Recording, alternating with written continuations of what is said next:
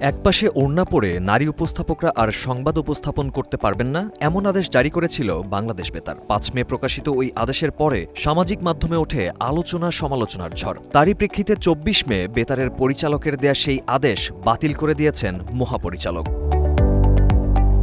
আদেশে উল্লেখ করা ছিল, একপাশে ওড়না, টি শার্ট বা গেঞ্জি, বড় টিপ পরে বসতে পারবেন না সংবাদ উপস্থাপনায়। তবে ওড়নাসহ সালোয়ার, শাড়ি, ফুলহাতা শার্ট, টাই বা উৎসবের পোশাকে ছিল না কোনো বাধা।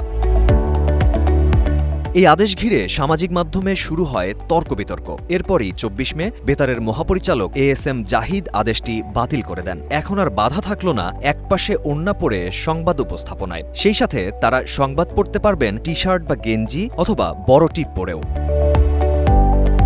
Mahfuza Refin, Green TV digital.